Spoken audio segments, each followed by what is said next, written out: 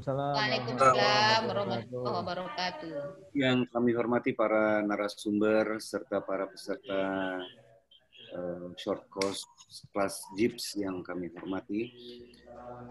Alhamdulillah hari ini merupakan hari terakhir pada acara short course kita pada pagi hari ini. Dan kami berharap bahwa semua materi sudah Bapak Ibu kuasai. Sehingga kami berharap juga nanti Bapak Ibu sekalian dapat mensubmit pada jurnal internasional, bereputasi internasional. Dan selanjutnya saya juga ingatkan bahwa seluruh peserta sudah menjadi anggota Moraref ya Pak ya? Bapak Ibu ya? Ya, sudah. Ya, oke, baik. Sudah. Ini berarti aman berarti. Karena kalau seandainya belum, berarti nanti hari Jumat besok ada pengarahan terkait dengan Moraref ini. Kalau mungkin Bapak Ibu ada pertanyaan ataupun ada yang ingin disampaikan, bisa disampaikan pada forum tersebut. Baik Bapak Ibu sekalian, untuk mempersingkat waktu, kami mulai saja short course kita pada pagi hari ini dengan sama-sama membaca basmalah. Bismillahirrahmanirrahim. Bismillahirrahmanirrahim. Kami silakan kepada para narasumber. Silakan Pak. Terima kasih. Oke. Bismillahirrahmanirrahim. Assalamualaikum warahmatullahi wabarakatuh. Assalamualaikum warahmatullahi wabarakatuh. Alhamdulillah. Semoga kita dalam perlindungan Allah Subhanahu wa taala. Amin. Bapak Ibu yang Suaranya putus-putus, Bapak. Suara saya putus-putus. Iya. Ya, ini tadi lagi di rumah ini. Ya, sebentar ya, Pak. Enggak bagus kok, Pak. Jelas kok, Pak. Sekarang udah putus. Tadi aja itu putus. Iya. Oke. Oke. Jadi nanti hari ini teman-teman yang saya hormati, nanti hari ini Pak Takim yang akan handle acara ini ya. Oke. Nanti kita ada sesi bedah jurnal juga. Nanti untuk awal ini maka Pak Takim akan menyampaikan tentang standar artikel 5. Waktu dan tempat kami persilakan. Silakan Pak Takim. Oke, terima kasih. Assalamualaikum warahmatullahi wabarakatuh. Waalaikumsalam Warahmatullahi wabarakatuh. Gimana Bapak Ibu sekalian? Ini pertemuan terakhir, sehat semua ya? Alhamdulillah. Masih setia ya? Kita. Oke. Jadi tadi dikatakan oleh Pak Kasih ya. Jadi semoga Bapak Ibu sekalian sudah menguasai materi semua gitu ya. Padahal kalau kita dulu melihat film itu Kung Fu Panda itu ya. Jurus yang sakti itu ternyata kuncinya adalah tidak ada gitu. Jadi semakin kita kosong itu malah semakin nanti kita hebat gitu kelihatannya gitu ya. Jadi tidak harus dihafalkan, tidak harus dipahami, yang penting dilaksanakan, dipraktekkan. Oke, kita evaluasi beberapa saya biar kelihatan ini. Bentar.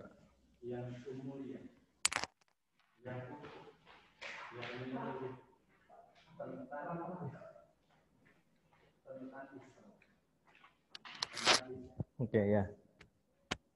Beberapa hal yang perlu kita sampaikan kaitannya dengan ini sebenarnya menjawab kemarin materi yang belum publication etik atau etika publikasi dan kualitas jurnal. Ada beberapa hal yang terkait yang perlu kita sampaikan kaitannya dengan ini ya, dengan hal-hal yang harus dihindari dalam publikasi. Yang pertama ada istilah fabrikasi. Jadi fabrikasi itu kalau di ini saya ambil dari materi yang ada di Ristek Dikti ya. Jadi fabrikasi itu mengarang-marang atau memalsukan data. Jadi beberapa penelitian terkadang itu data yang dimasukkan itu terkadang tidak sesuai dengan realitas. Dan itu bertentangan dengan kode etik dari publikasi. Atau bisa jadi juga mempublikasikan hasil penelitian tanpa melakukan penelitian. Kadang-kadang kita itu dengan teknik ngarang yang super hebat gitu ya, itu bisa membuat artikel tanpa penelitian. Nah, ini masuk ke dalam kategori fabrikasi. Jadi membuat penelitian yang seolah-olah penelitian, kadang-kadang data-data itu tidak diambil dari penelitian. Yang kedua, ini falsifikasi. Falsifikasi itu ada upaya untuk melaporkan jadi mengubah atau salah melaporkan data. Jadi misalnya hasil penelitian itu, ini biasanya saya jumpai kalau misalnya kita di penelitian kuantitatif itu ya, kadang-kadang datanya itu disesuaikan supaya signifikan misalnya. Datanya itu tabulasi datanya itu disesuaikan supaya tujuan penelitiannya itu tercapai. Nah, ini termasuk falsifikasi. Beberapa mungkin disengaja supaya hasilnya itu sesuai dengan yang diinginkan. Nah, karena beberapa penelitian itu ada yang namanya hipotesis ya, dugaan awal. Terkadang penelitian itu disetting supaya sesuai dengan hasil yang diinginkan. Ini saya rasa bagian dari hal yang perlu dihindari. Yang ketiga, ini yang rame dan menjadi tren karena penelitian sekarang harus online adalah plagiarisme. Oke. Plagiarisme itu adalah menggunakan gagasan, bahan atau kata-kata orang lain tanpa menyebutkan sumbernya. Jadi misalnya kita mengutip pendapat orang lain tetapi tidak melampirkan sitasi. Mungkin Bapak Ibu sekalian sudah familiar. Walaupun sekarang itu plagiarisme lebih ke teknis ya, karena yang diukur melalui alat, misalnya melalui checker plagiarisme itu sudah ke similarity atau kesamaan dengan redaksi kata-kata yang ada di artikel. Oke.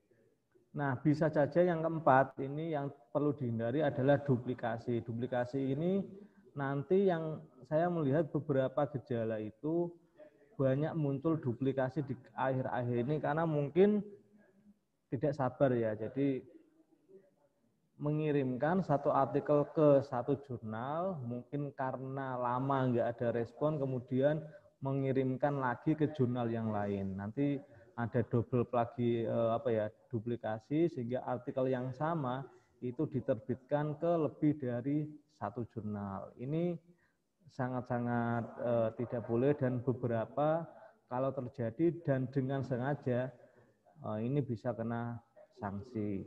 Kalau di Ristek Green sekarang sudah ada anjungan ya, anjani yang itu diharapkan kalau artikelnya diretraksi atau ditarik itu dilaporkan supaya ada pertanggungjawaban baik dari penulis dan penerbit. Karena kalau ini terjadi, ini tidak hanya resiko bagi penulis, tapi juga resiko bagi penerbit saya rasa. Sehingga nanti kita juga direpotkan. Saran saya, seringkali korespondensi. Logikanya kalau korespondensi itu jalan, maka duplikasi ini tidak terjadi. Yang sering terjadi karena di kita tidak ada korespondensi. Dia submit, tiba-tiba publish. Nah, itu nanti tahu-tahu ternyata sudah dikirimkan ke yang lain.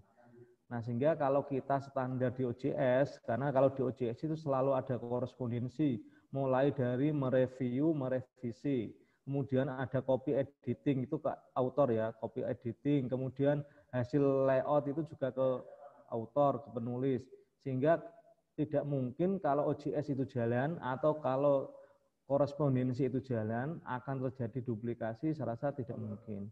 Tetapi faktanya ternyata masih ada di beberapa jurnal kita yang ada di kelompok ini. Kemarin setidaknya saya menemukan dua jurnal yang terjadi duplikasi, terbit di jurnal yang lain dan akhirnya diretraksi. Dan itu menjadi pertanyaan karena bagaimanapun tidak bisa menyalahkan penulis sepenuhnya, ini juga tanggung jawab editor. Jadi ya pengelola itulah resiko pengelola ya. Jadi tugasnya berat, tidak ada ininya, tapi kalau ada masalah nanti kita tetap kena. Nah, daripada nanti kita terseret ke hal-hal yang tidak kita inginkan, ya kita hati-hati. Oke ya. Ini duplikasi, ini saya rasa karena mungkin ya tadi komunikasi yang kurang baik antara editor dan penulis. Kemudian yang termasuk hal yang perlu kita hindari adalah ini penyalahgunaan tenaga peneliti. Ini sekarang ya juga agak tren ya. Jadi misalnya karena di kampus mungkin senior gitu ya. Kemudian ada dosen yang baru mungkin tulisannya dipakai, misalnya penulisnya yang penulis pertama itu yang mungkin dosen senior itu, kemudian penulisnya yang kedua itu dosen junior. Ini saya rasa juga sering terjadi. Kita juga sering menemukan itu. Ini kalau bisa dihindari. Atau yang keenam ini perbuatan tidak adil. Ini biasanya terkait komposisi kepengarangan. Jadi memang kalau di Islamic Studies kayak kita itu penulis lebih dari satu mungkin ya beberapa sekarang ini ada, tapi mungkin agak jarang. Di beberapa artikel jurnal yang science misalnya, itu biasanya satu artikel bisa banyak penulis. Kita juga mungkin kalau di Scopus menemukan satu artikel ada yang 10, bahkan 20, atau kemarin yang ramai itu ada yang 100 ini ya penulis ya satu artikel. Artikelnya hanya 3 lembar, penulisnya malah lebih banyak dari isi artikelnya. Itu kita beberapa kita temui. Nah, itu saya rasa tidak masalah karena memang tidak ada aturan penulis atau pengarang itu harus berapa. Tetapi kalau di kita itu kan yang dianggap itu ya aturannya itu 60% untuk penulis pertama, kemudian yang lain itu 40% dibagi gitu ya. Kalau di penilaian kelihatannya seperti itu.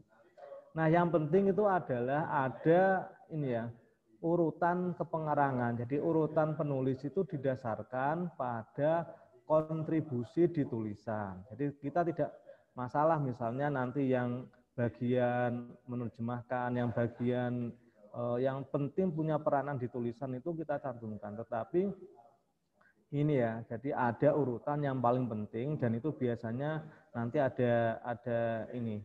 Jadi ada misalnya yang tidak ikut menulis tapi menjadi penulis pertama itu dianggap perbuatan yang tidak adil. Oke, kemudian ini yang terakhir mungkin hanya ini ya, sering terjadi misalnya kecerobohan yang disengaja. Misalnya gini, jadi ada data yang pernah publish kemudian ditampilkan. Ya, sebenarnya agak mirip plagiasi, tetapi ini mungkin data tidak harus sudah publish. Misalnya data yang dia dapatkan dari hasil penelitian, misalnya di kampus, kemudian diambil tanpa izin pemiliknya tanpa melakukan kutipan. Kemudian data-data yang penting mungkin tidak dipublikasikan sebagai apa ya, disembunyikan untuk alasan tertentu. Itu juga saya rasa tidak diperbolehkan. Nah, ini yang jarang di kita ya, saya masih jarang menjumpai beberapa kolaborasi. Jadi dalam kolaborasi itu diakui keterlibatan orang lain. Misalnya orang lain yang terlibat itu kita jadikan sebagai penulis pendamping seperti yang saya katakan tadi. Misalnya ada yang berperan dalam penelitian kita, dalam paper kita, itu kita jadikan sebagai penulis pendamping. Kemudian orang lain juga mungkin kita akui ketika ide-ide yang kita tulis itu berasal dari orang lain. Itu, nah ini sudah jelas ya di sistem citasi, kalau kita meminjam ide orang lain, kita harus mencantumkan kutipannya, siapa yang nulis, di jurnal apa, dan sebagainya. Nah, yang terakhir ini yang mungkin masih beberapa masih jarang, walaupun terakhir-akhir ini kita sudah sering menemukan adalah ucapan terima kasih, acknowledgement itu ya. Jadi misalnya di pembiayaan, sponsor, atau misalnya dibimbing oleh pembimbing yang kemudian tidak kita libatkan di penulis pendamping, itu boleh kita dan secara etika harus kita ucapkan terima kasih. Biasanya memang yang banyak itu adalah sponsor yang membiayai penelitian. Misalnya dapat dari Litab Dimas ya, disebutkan bahwa penelitian ini adalah dibiayai oleh Litab Dimas, program Diktis Kemenak misalnya. Itu adalah bagian dari acknowledgement tentang bahwa kita melibatkan orang lain khususnya dalam hal-hal yang mungkin belum bisa kita cantumkan sebagai penulis pendamping. Oke, yang selanjutnya plagiarisme ini tadi ya, saya rasa sudah. Plagiarisme ini mengambil gagasan atau kata-kata tertulis tanpa dengan niat menjadikannya sebagai bagian dari karya keilmuannya. Jadi ya semacam mencuri gagasan orang lain tanpa, atau misalnya mengutip tapi tidak proporsional dalam mengutipnya. Misalnya satu paragraf itu ditulis ulang dari jurnal, itu termasuk plagiarisme.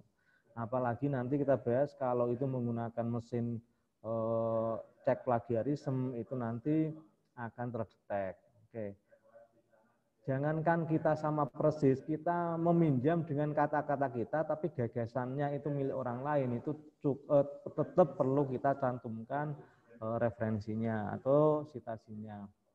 Nah, termasuk yang kita katakan tadi ya, mengutip tulisan sendiri yang sudah dipublikasikan. Nah, ini sering terjadi, misalnya yang sering saya ketemu itu misalnya gini, disertasi misalnya itu kan berhalaman ya, ada yang sampai ratusan halaman. Kemudian kadang-kadang dijadikan beberapa artikel yang itu kadang-kadang ada irisan yang sekiranya itu gagasannya sudah pernah dipubliskan dalam jurnal atau proceeding yang lain. Itu termasuk self plagiarism. Oke. Nah, sehingga yang benar itu karya ilmiah itu ya hanya dapat publish sekali saja, kecuali kalau ada penyempurnaan, kalau ada hal yang baru yang sekiranya perlu untuk dipubliskan. Nah, yang berikutnya ini ya, perangkat lunak cek plagiarisme itu hanya dapat menunjukkan similarity. Ini sering saya katakan. Jadi alat Turnitin itu bisa mendetek kesamaan, similarity. Tetapi yang menentukan itu plagiat apa tidak itu tetap editor. Nah, tetap editor. Kita itu hanya menggunakan Turnitin itu sebagai alat. Apalagi sekarang semakin banyaknya Turnitin, semakin tersimpan di repositori Turnitin, berarti ada hal-hal yang sekiranya itu sama, tapi kalau itu dianggap tidak substansi, saya rasa tidak apa-apa.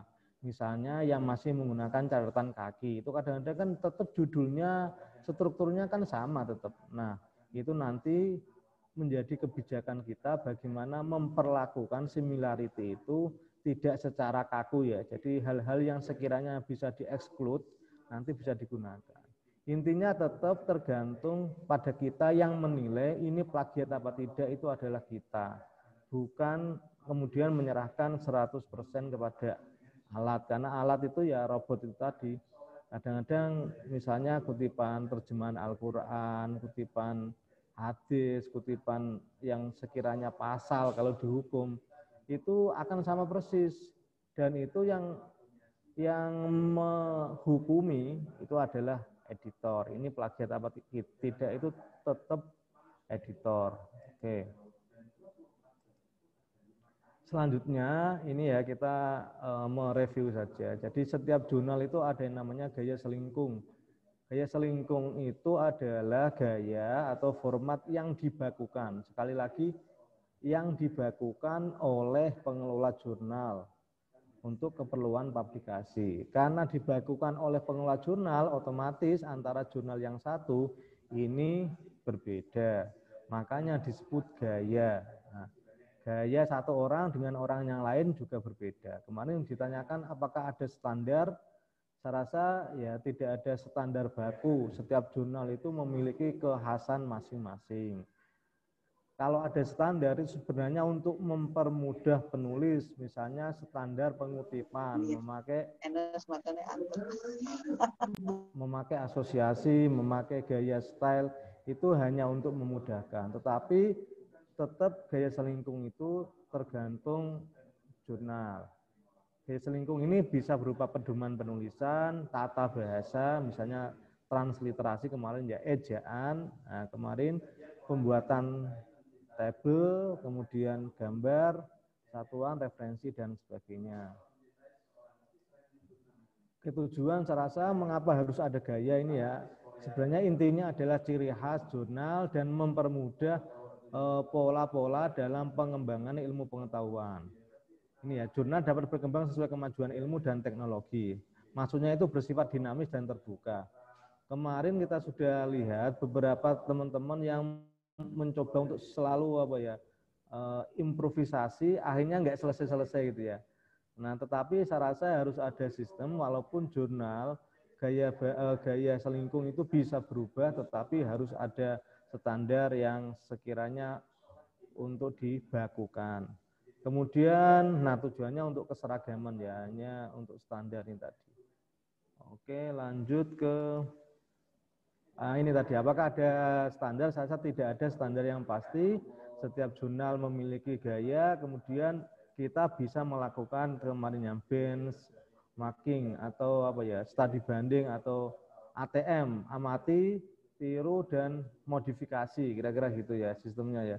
Jadi yang sering kita dengar ATM, amati, tiru, dan modifikasi dalam rangka apa ya? Dalam rangka untuk membakukan biar kita ada beberapa pandangan kemudian kita bakukan. Oke, ini masuk ke artikel ya. Kalau saya dilihat ini ya di petunjuk di Ristek Green, sebenarnya jenis-jenis artikel itu ada 4 ya. Ini ada artikel lengkap. Nah, ini yang sering kita kenal hanya artikel lengkap ini saya rasa. Ada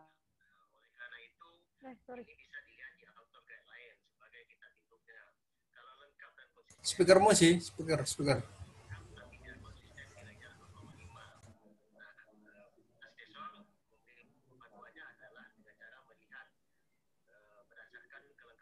tes, Mas bisa ya?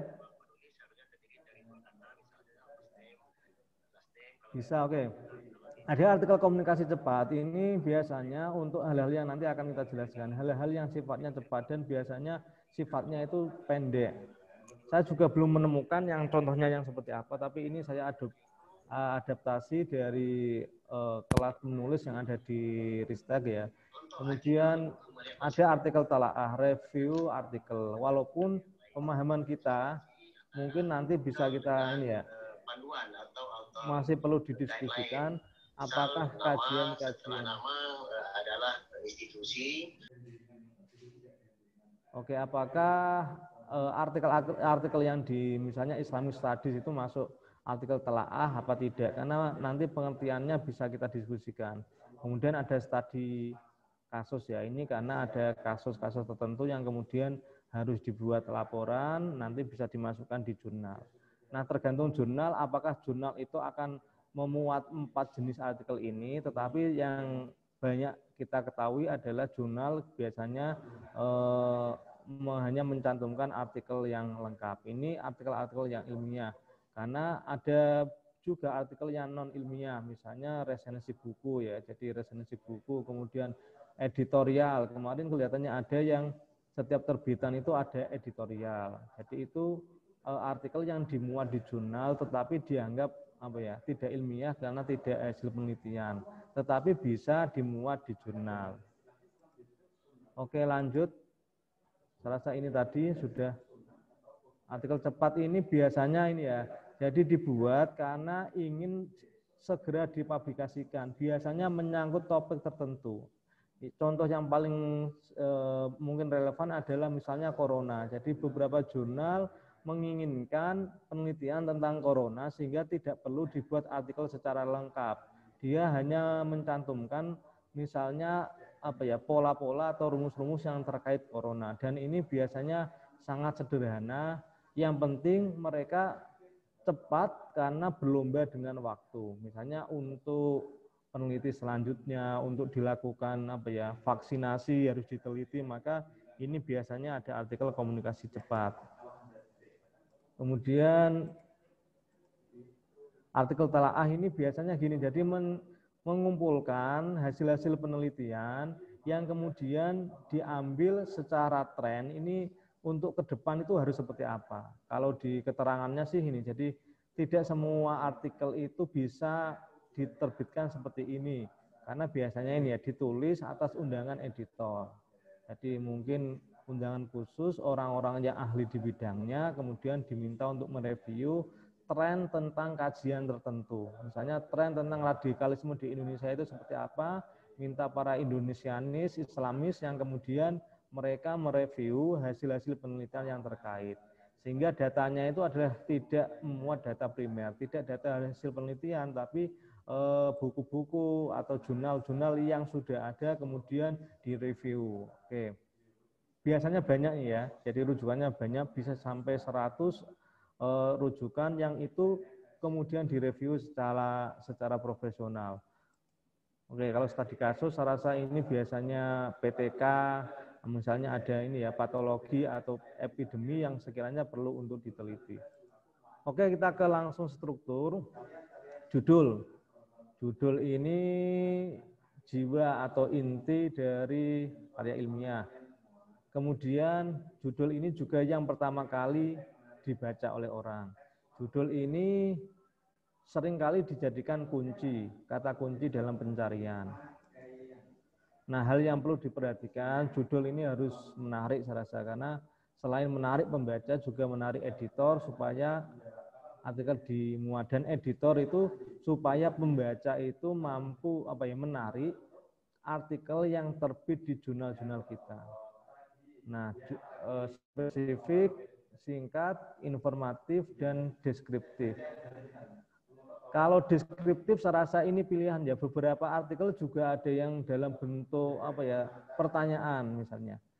Tetapi yang umum itu karena ini judul artikel ilmiah itu biasanya deskriptif dan mencerminkan isi. Kalau ada pertanyaan ini biasanya bentuknya pertanyaan itu lebih ke opini ya. Jadi sang penulis sedang mengopinikan artikel yang ada. Tetapi lagi-lagi ini tidak ada patokan yang baku.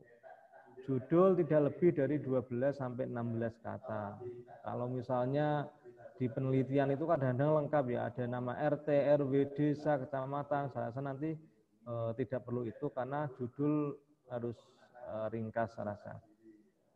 Nah, ini yang agak sulit ya, ini mungkin jarang ditiru. Jadi sebenarnya judul itu dibuat setelah selesai tulisan, tapi di kita rata-rata judul dulu baru nulis, kira-kira gitu ya. Ya, nggak apa-apa. Kemudian abstrak, ini kemarin sudah kita bahas ya, ada 4, alasan atau tujuan, pendekatan atau metode, kemudian hasil atau temuan, kemudian hasil atau temuan dan implikasi. Di beberapa jurnal itu ada yang abstraknya itu terstruktur, misalnya Emerald kelihatannya. Jadi atau kemarin saya pernah submit itu, jadi tujuannya ditulis sendiri 1 paragraf, kemudian pendekatannya atau metodenya 1 paragraf, hasilnya 1 paragraf, implikasi 1 paragraf. Ada beberapa jurnal yang mensyaratkan seperti itu.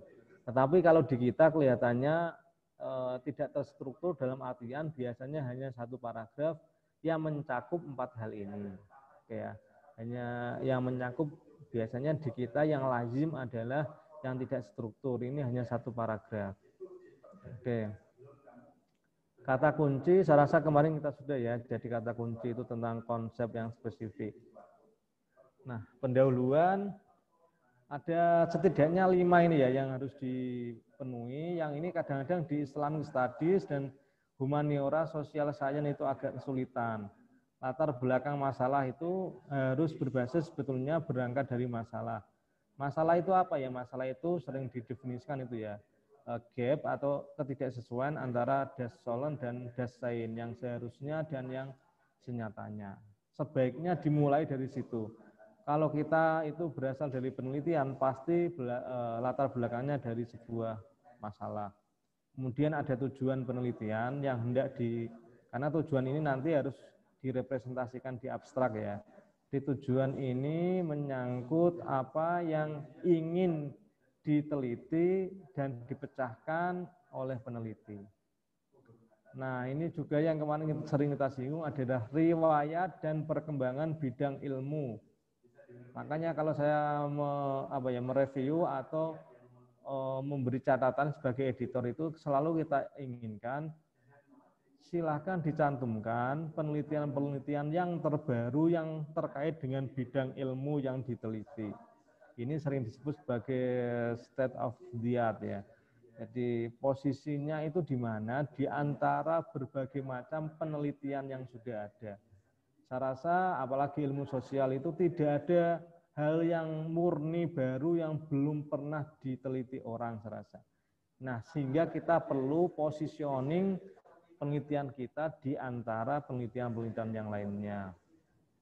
Yang keempat adalah, nah ini ya, justifikasi bahwa penelitian ini perlu atau penting. Oke ya. Jadi ada semacam, jadi karena masalahnya seperti ini maka perlu dilakukan penelitian ini gitu ya. Jadi ya kalau di asesor kelihatannya diminta untuk kayak gini. Jadi bahwa ada apa ya, ada hal yang sekiranya menjadi dasar bahwa setelah kita paparkan banyak hal penelitian itu penting untuk kita lakukan. Kemudian yang standar, kebaruan, dan signifikansi. Kebaruan itu novelty karena penelitian itu harus baru. Signifikansi itu ya semacam dampaknya, pentingnya bagi penelitian selanjutnya.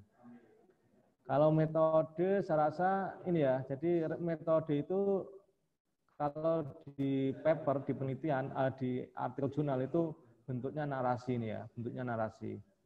Walaupun saya masih beberapa masih seperti kalau di penelitian skripsi itu ya ada hal-hal yang sekiranya teknis, tapi lagi-lagi ini tergantung jurnalnya.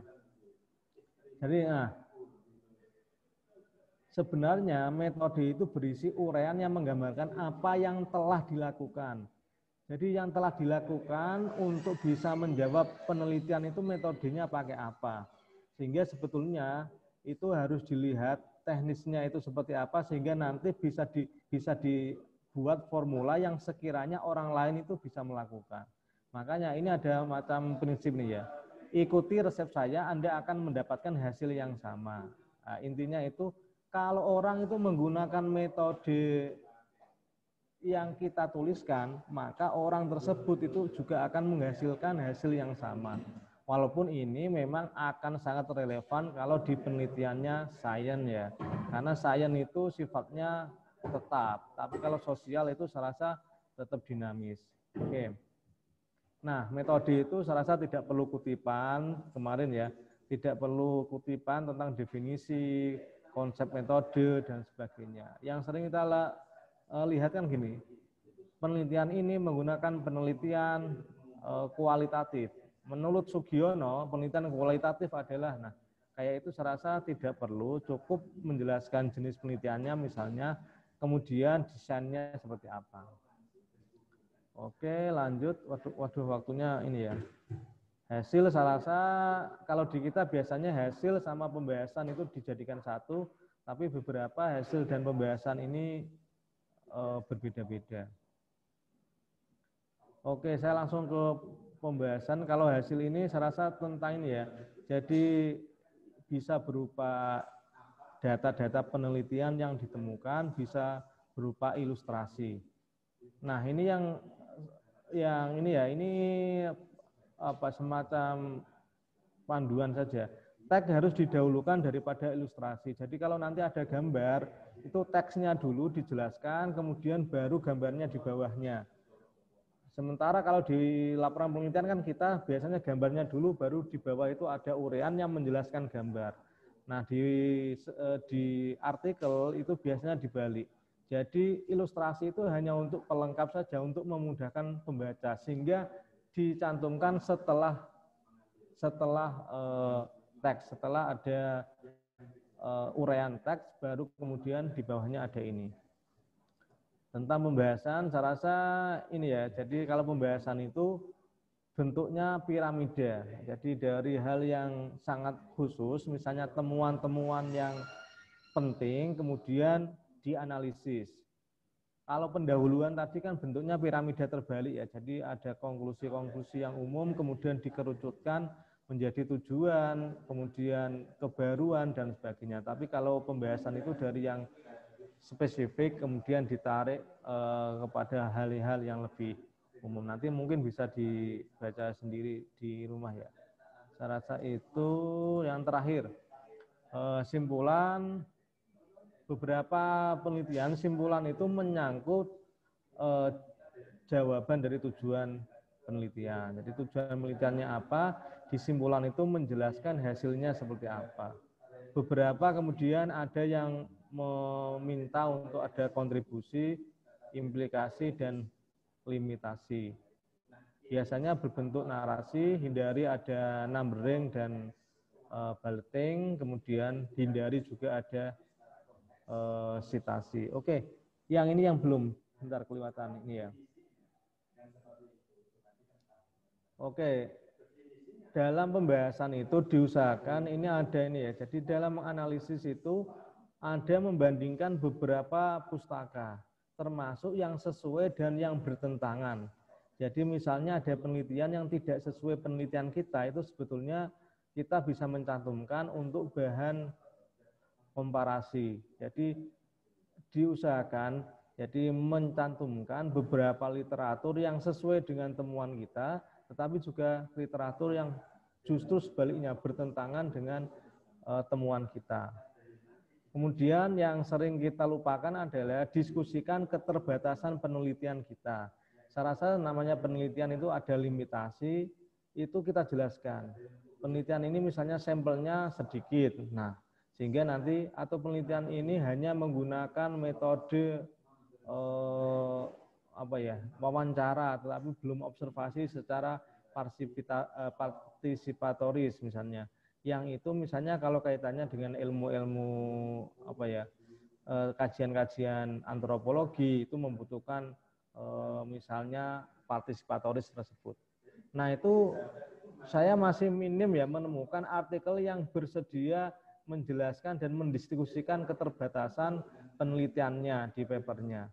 Sehingga kalau kita ada keterbatasan nanti ada ini ya mendiskusikan arah ke depannya itu seperti apa. Jadi nanti ada di simpulan atau di pembahasan ini ada sarannya untuk penelitian selanjutnya itu seperti apa. Saya rasa itu hanya untuk ini ya mengingatkan kembali tentang beberapa hal yang terkait kualitas artikel. Saya rasa lagi-lagi kita kembalikan kepada pengelola jurnal bagaimana standar yang digunakan di masing-masing jurnal. Saya rasa itu. Selanjutnya silakan Pak Waibun mau melanjutkan bedah jurnal atau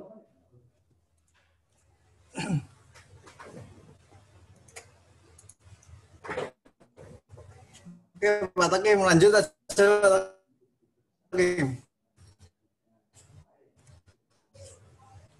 Oke, karena ini ada ini. Dilanjutkan aja. Langsung bedah jurnal sekarang. Ya, ada tanggung jawab untuk melanjutkan bedah jurnal. Kita lanjutkan. Mungkin nanti mungkin agak lebih singkat ya. Jadi ini saya rasa Scientiae Educatia ini ya, bacanya gimana ini?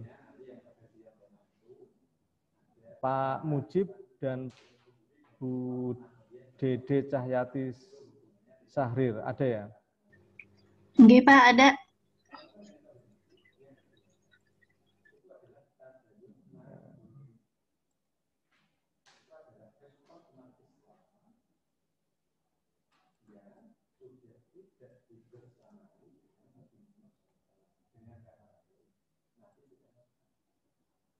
Oke, sebentar kita buka.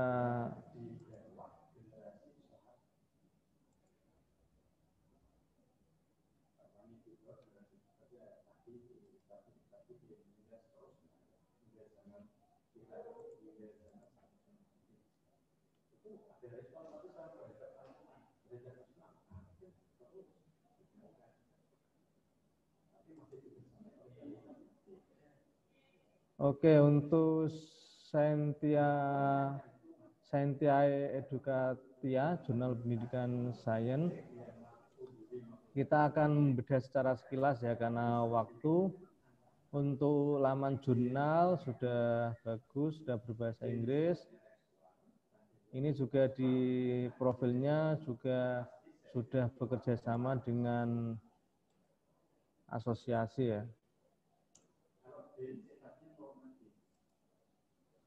Sudah bekerja sama dengan, oh ini belum saya tampilkan.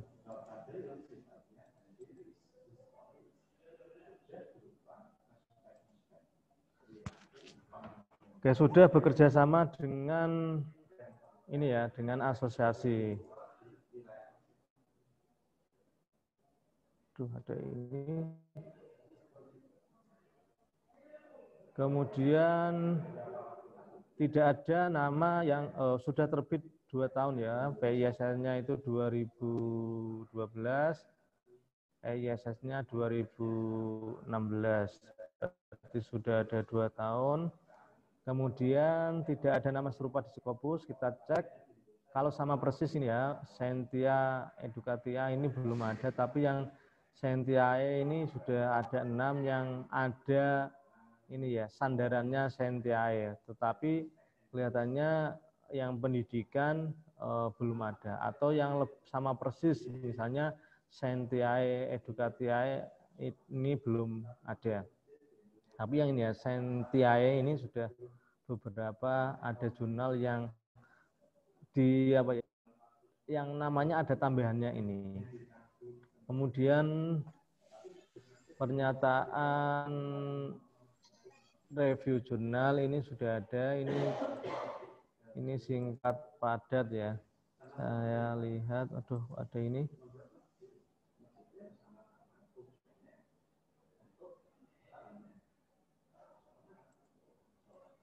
Aduh.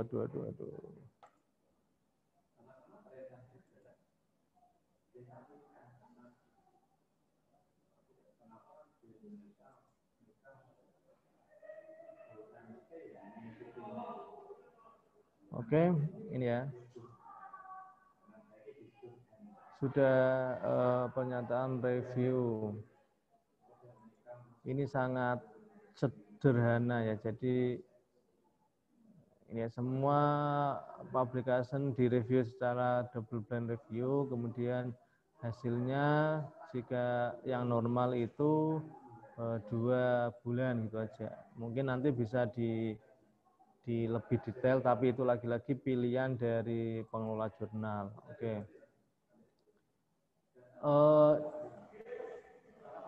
List of reviewer, saya rasa ini juga banyak sekali ya. Saya lihat reviewernya banyak sekali dan ber-ID Scopus semua ya. Ini saya nggak tahu ini benar-benar jalan apa. Semoga aja ini real, bagus ini. Banyak sekali dari berbagai macam negaranya, juga ada beberapa negara. Saya rasa ini bagus. Ada 5 atau 4 yang dari luar negeri. Kemudian terbit tepat waktu ini ya. Jadi yang edisi terbaru kita lihat sudah terbit Juni 2020, hanya saja ini ada 1, 2, 3, 4, 5 artikel. Padahal volume-volume sebelumnya itu ada 9 artikel. Apakah mulai tahun ini itu dirampingkan menjadi 5 artikel atau gimana? Mungkin nanti bisa di feedback oleh pengelola. Oke. Kemudian pernyataan jadwal terbitan ini sudah ada ya, Juni Desember. Pernyataan kode etik publikasi ini juga sudah ada. Validitas ISSN sudah valid. Kemudian, nah ini juga bagus ya. Jadi untuk editor ini sudah ada pembagian per masing-masing region ya. Nah ini bagus ini. Misalnya ada editorial advisory. Ini region Asia, ini Europe, ini Amerika, Afrika, ini sudah ada ya pembagian. Kalau ini semuanya bekerja, saya rasa sudah bagus. Hanya saja penulisnya masih banyak dari dalam. Tetapi secara diversitas editor saya rasa sudah lumayan. Ada beberapa macam yang dari luar negeri. Diversitas penulis ini yang mungkin harus ditingkatkan. Ini 2 edisi terakhir yang kita lihat ini kebanyakan dan mungkin semuanya ya. Kalau dilihat dari namanya, karena beberapa kita ambil acak itu orang Indonesia, ini dari dalam negeri semua. Oke. Penulis pernah dikutip di Scopus, ini ada 12 atau 13, jadi yang kita cek kemarin 12, tapi yang di Sightness in Scopus yang ada di website ini 13.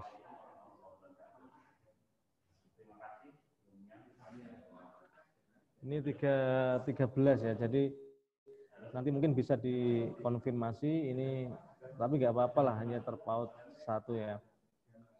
Oke, kemudian diversitas keahlian editor ini sudah sesuai dengan bidang keahlian saya rasa.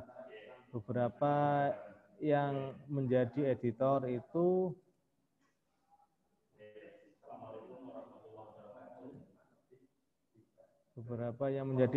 sudah sesuai dengan ini ya, sudah sesuai dengan keahlian di bidang pendidikan IPA. Kemarin kita, dan beberapa juga rata-rata sudah memiliki ID Scopus. Oke, yang berikutnya DOI sudah aktif. Kemudian kontak editor juga sudah ada. Untuk anti plagiarisme ini masih menggunakan Plagiarism X ini dan Grammarly. Hanya saja saya pernah ngecek kalau Grammarly-nya ini free itu kelihatannya akurasinya masih dipertanyakan. Ini ruang sini malah rame ini. Kemudian author guidelines ini sudah ada. MN Scoop sudah ada dalam bahasa Inggris. Konsistensi artikel juga saya sudah melihat beberapa konsisten, termasuk layout sudah sesuai standar. Kualitas bahasa artikel juga sudah ada. Strukturnya juga sudah konsisten ya. Kualitas abstrak kita lihat sudah standar. Mungkin ini. Saya rasa itu. Yang berikutnya mungkin ini Pak Waibur dulu. Iya, Halo Bapak. Pak Waibur. Didi ada, ini saya tambah sedikit. Oke, Bapak. Enggak, maksudnya saya tak cari ruangan ini rame di kelas ini rame. Siap.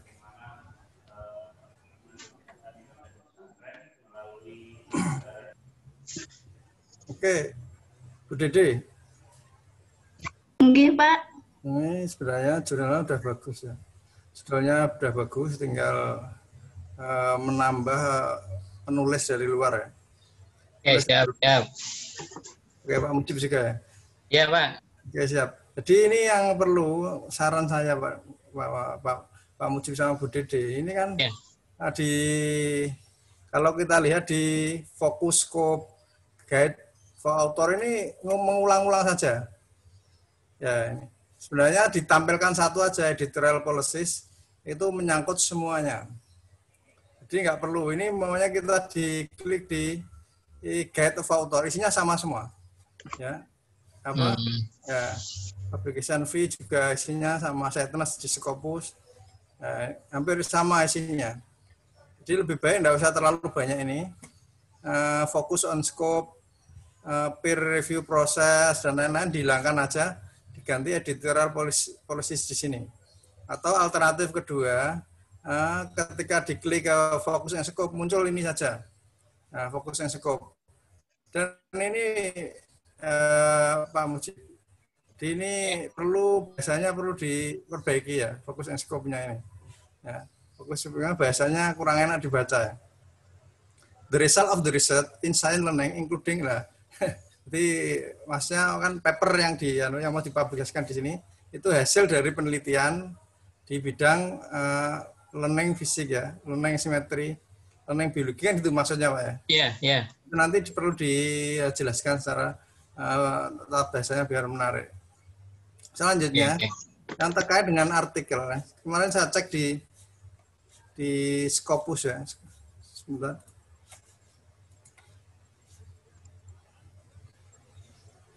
Nah, ini banyak saya lihat ini scan dari datanya. Ada nama-nama yang ada nama yang sama tetapi ini yang scan dari data ada 27. Tapi saya lihat kemarin ada 13 ya, Pak. Iya. Nah, ya, ini ada ini ya. Ada 12 di sini tapi tambah satu mungkin ada tambahan baru mungkin ya. Atau yang di bawah itu. Nanti ada yang masuk di sana. Oke, terus terkait dengan artikelnya,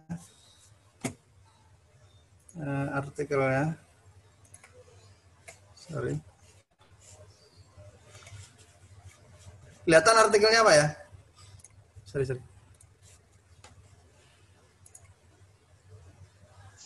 Oke, judulnya udah bagus, layoutnya ya, layoutnya udah bagus, cuma ramai sekali ya, ramai, terus abstraknya sudah, saya kira sudah meliputi ya tujuan dari penelitian ya, atau metode penelitiannya sudah, terus yang perlu ditekankan Pak,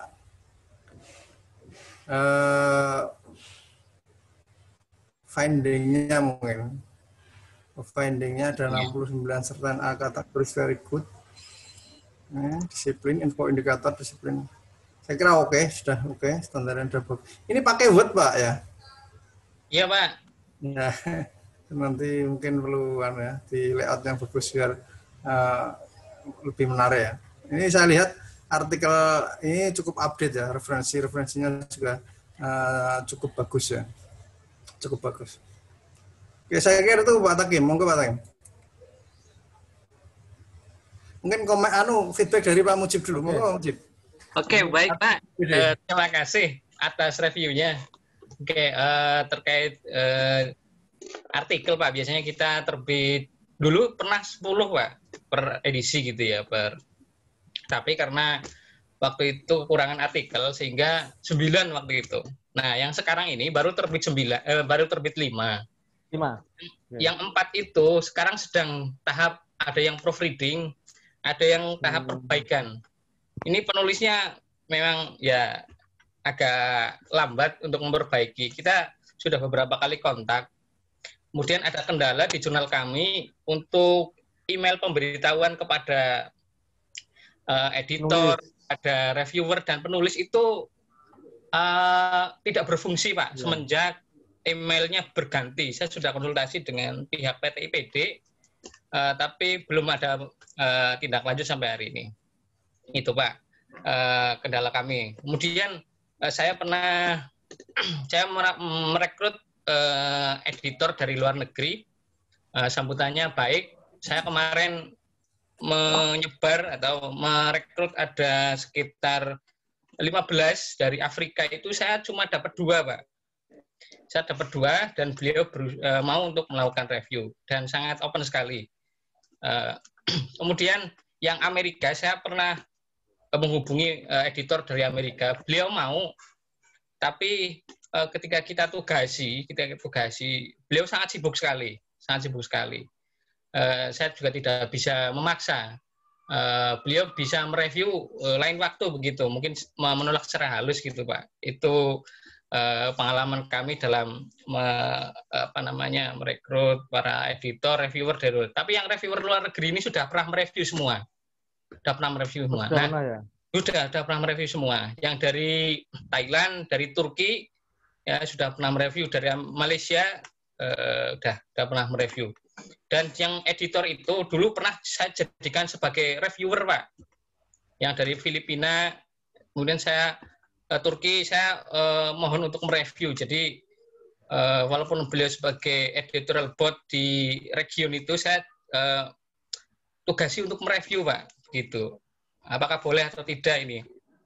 Gitu, Pak. Memberi masukan-masukan ke artikel kami. Untuk yang tadi yang link-link yang sidebar itu, terima kasih atas masukannya. Ya memang saya agak kesulitan ya untuk apakah ya nanti disimpelkan saja mungkin biar tidak terlalu ramai begitu, Pak. Selama ini kita melakukan editing, layouting dengan menggunakan Microsoft Word, jadi belum menggunakan aplikasi-aplikasi lain, Pak. Mungkin nanti bisa agar lebih cakep nanti apalah rekomendasi untuk aplikasi yang bagus. Begitu, Pak. Terima kasih. Oke. Oke, terima kasih. Lanjut ya Pak Ibu. Terkait dengan email itu gimana Pak? Oh sama, kita di Kudus juga belum selesai itu, nggak bisa. Jadi email kita seharusnya otomatisasi email juga kita belum bisa Pak, sama. Jadi Oke. Itu yang bisa adalah yang punya akses cPanel-nya di websitenya itu. Oke. Baik. Tapi yang penting nanti ada komunikasi lah sama penulis, sama editor, mungkin dengan email dan sebagainya. Oke, karena masih ada 4, kita lanjut ya. Iya, makasih Pak. Pak. Terima kasih Pak Wahibur, Pak Mustaqim. Oke, yang selanjutnya Mudarisa ya. Sebenarnya kemarin Mudarisa sudah kita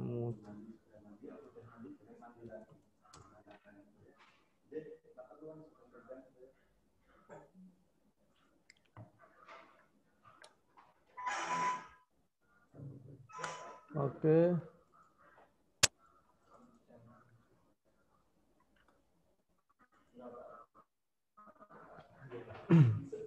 Oke, Mudarisa.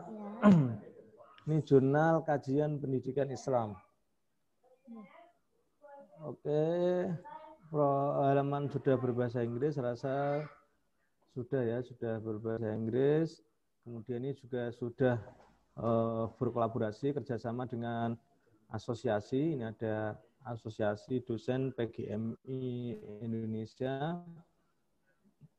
Kemudian ini ya tentang profil, saya rasa ini tadi kita masih buka ya, ini ya ada announcement ini masih 2018 masih kelihatan, saya rasa mungkin nanti bisa dihilangkan karena mungkin sudah kedaluarsanya sudah lama sehingga tidak perlu ditampilkan lagi. Kemudian tidak ada nama serupa di Scopus, ya belum ada. Rata-rata memang yang nama jurnalnya dari bahasa Arab itu mungkin masih belum tercover di Scopus ya, jadi rata-rata masih aman. Pernyataan review jurnal, saya kok ini ya, mungkin saya yang ini ada sedikit yang ini ya. Peer review of novel submission, maksudnya novel atau novel submission itu apa mungkin ya. Nanti mungkin atau novel dalam artian novel itu atau yang lain mungkin nanti bisa dijelaskan. Oke, kemudian reviewernya juga sudah lumayan banyak. Kita buka.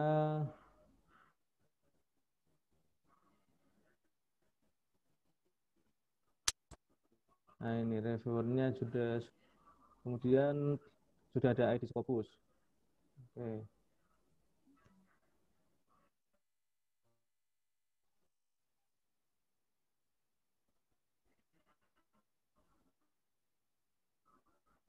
Kemudian terbit tepat waktu, saya rasa, oh iya, untuk Juni ya. Jadi kita asumsikan sudah terbit waktu.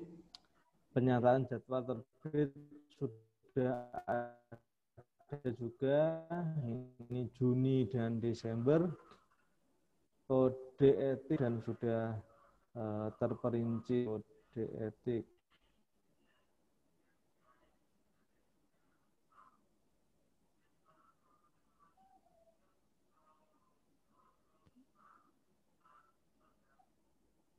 Ini sudah ada ya kode etik atau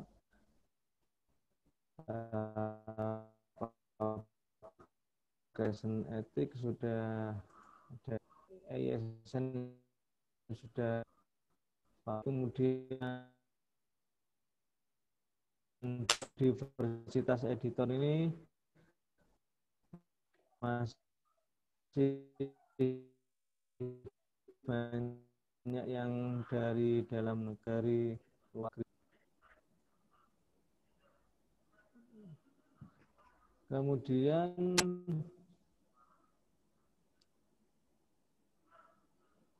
diversitas penulis.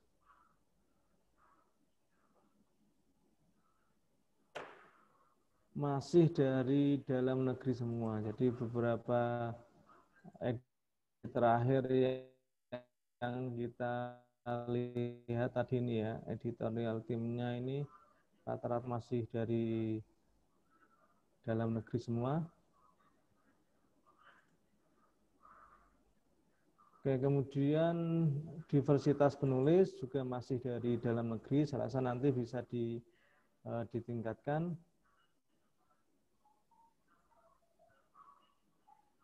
Ya, dari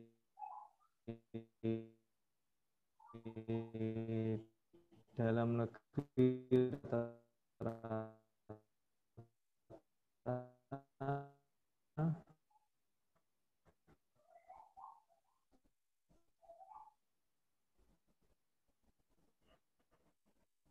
kemudian setidaknya yang kita lihat 2 edisi kutip juga kita jangka. Jadi sebetulnya mana kemarin?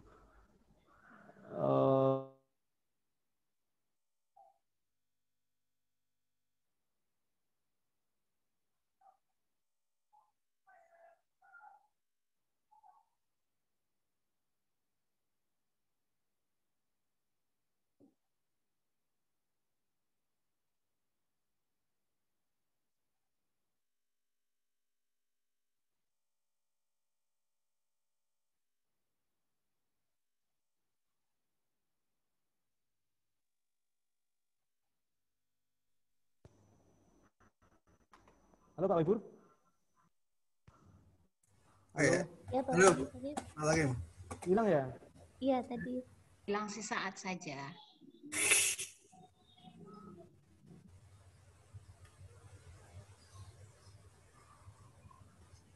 Oke, saya lanjutkan ya. Jadi, nah ini yang mungkin sekupnya itu memang ini ya. Jadi pertanyaan saya itu sekupnya memang meliputi bidang sains ya, karena beberapa artikel itu ada yang dari sains dan memang kita di sini menerbitkan artikel yang dari sains tapi yang pendidikan dasar, kira-kira gitu. Padahal nama jurnalnya Jurnal Kajian Pendidikan Islam. Ya memang di sini menyebutkan learning matematik, social science, natural science, sehingga memang artikelnya kalau kita di kesesuaian memang sesuai dengan scope, tapi ini nanti mungkin bisa dijelaskan apakah ini memang meliputi bidang di pendidikan dasar, mungkin itu. DOAI sudah aktif, editorial sudah ada, ternyata nanti plagiarisme ini. Oke, saya rasa itu, yang lain sudah semua. Silakan jika ada tambahan dari Pak Wahibur. Oke.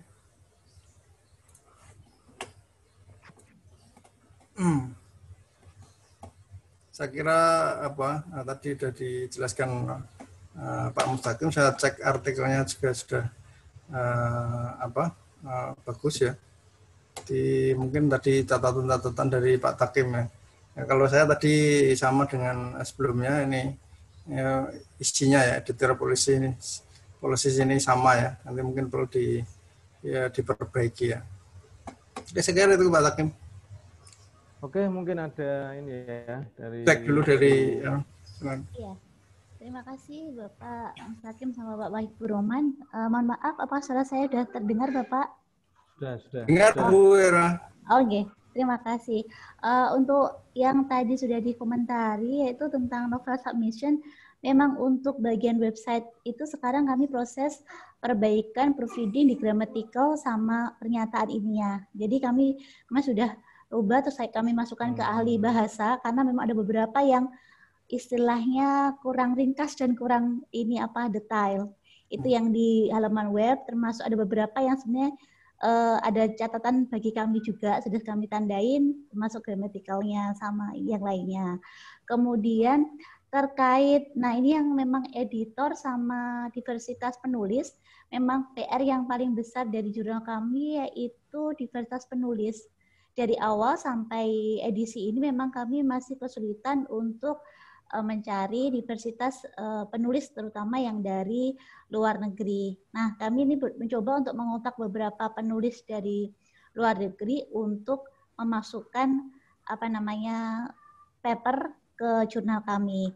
Sedangkan untuk editor sama reviewer, alhamdulillah sejak mulai short course jurnal ini kami sudah mulai hunting dan alhamdulillah dapat sekitar 1-5 orang yang bersedia untuk menjadi editor maupun reviewer yang dari luar negeri. Ya termasuk tadi ada Malaysia, ada Thailand, ada USA dan sebagainya. Itu. Kemudian nanti terkait pernyataan anti plagiarisme nanti mungkin bisa didetailkan di bagian IT Bapak Istiqlal karena terkait ininya. Terus ini Bapak untuk nama jurnal sama dengan scope sama EMS-nya kan agak tidak sinkron. Maksudnya Pak Mustaqim tadi kan ada berapa tentang science, tapi di pendidikan dasar. Tapi namanya Jurnal Kajian Pendidikan Islam. Itu begini Bapak, dulu di awal sejarahnya memang Mudarisa itu secara general yaitu di pendidikan agama Islam. Tetapi kami setelah ikut beberapa pelatihan jurnal kan akan lebih bagus kalau terskup. Akhirnya kebijakan dari institusi itu merapatkan jurnal ini lebih skupnya ke sini, jurnal ini ke Mudarisa ke pendidikan dasar. Hanya saja kan kami tidak mungkin untuk merubah nama jurnal yang sudah terdaftar di ISSN yang di LIPI. Nanti mohon mungkin apakah ya ada saran, sebenarnya kita pengennya fokus ke pendidikan dasar di MI atau elementary school, tetapi kalau merubah nama jurnal itu kan kemarin ada beberapa dari teman kan nanti takutnya namanya berubah, orang-orang jadinya harus sosialisasinya. Ini bagaimana Bapak ini sebaiknya? Itu mungkin dari saya. Ya sebenarnya hanya saja gini Bu, yang masih saya agak ini ya, jadi lingkupnya antara ilmu-ilmu keislaman dengan ilmu yang sains itu ya, mungkin hanya disatukan di pendidikan dasar atau MI itu ya.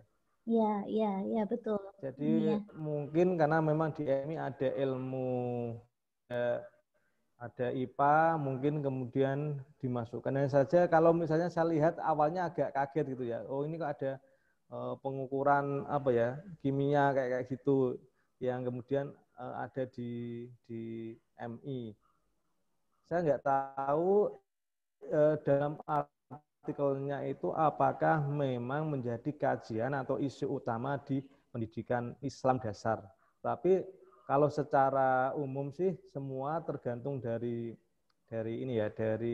skupnya. Kalau skupnya memang luas ya menurut saya tidak masalah. Apalagi tadi sudah ada semacam pemetaan, mungkin biar jurnalnya tidak banyak, jadi nanti ada hal-hal yang bisa dimasukkan di satu rumah, misalnya jurnal Mudarisa termasuk mungkin pendidikan sains dan sebagainya. Saya rasa tidak masalahnya saja ketika awal tadi kita mereview itu agak ada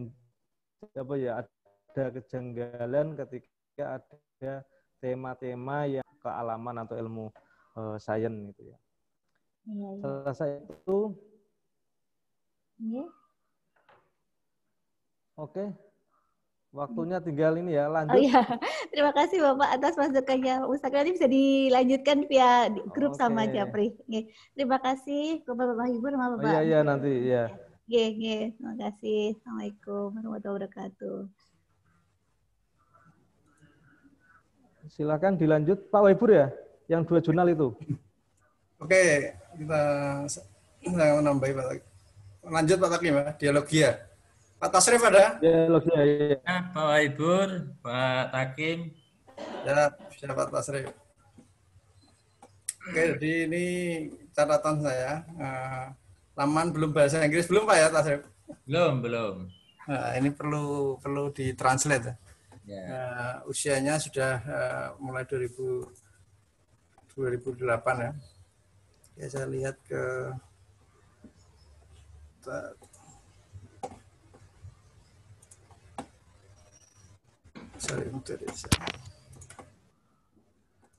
Oke.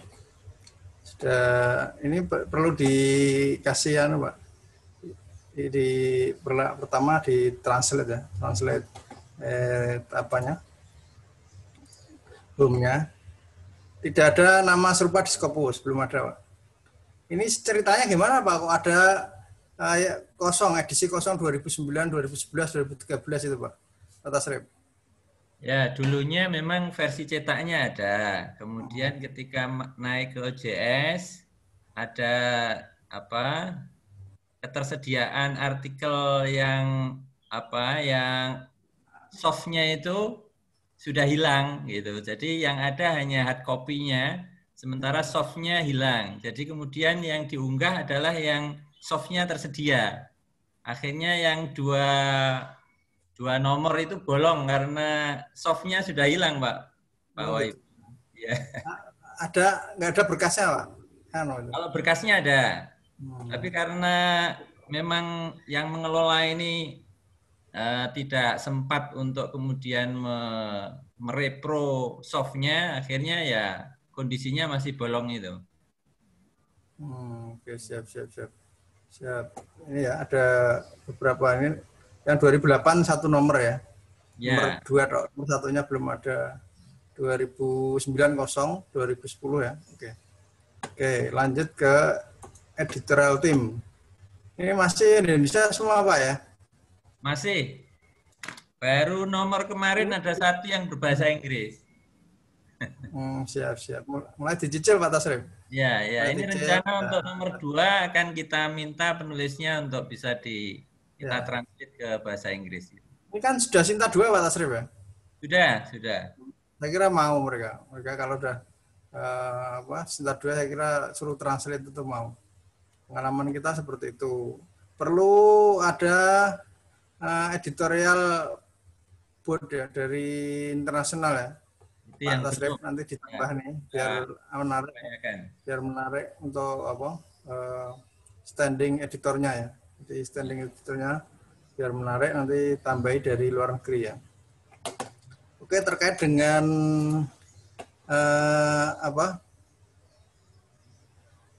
pernyataan kode publikasi ada tapi double, Pak Tasrif. Begitu ya. Double pernyataan publikasi ini double. Saya cek di atas ada publication ethic, di sini juga ada ya publication ethic double ya. Perlu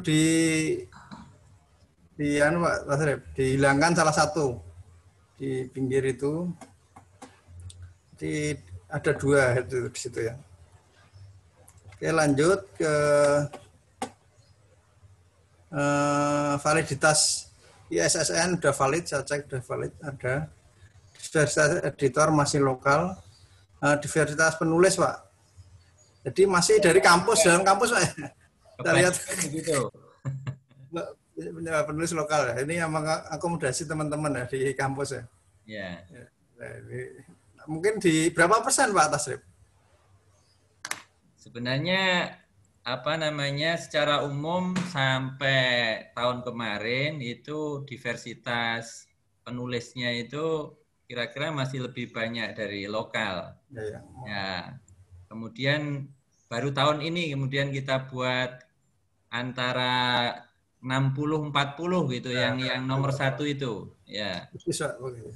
Ya. Ya memang harus ya 40 aja, 40% aja dari lokal.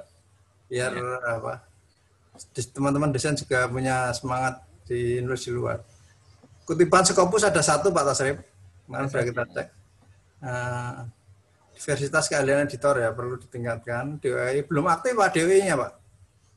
Ya. Ini DOI ini biasanya yang ngurus institut gitu, dan diurusnya itu di akhir tahun. Oh. Nah.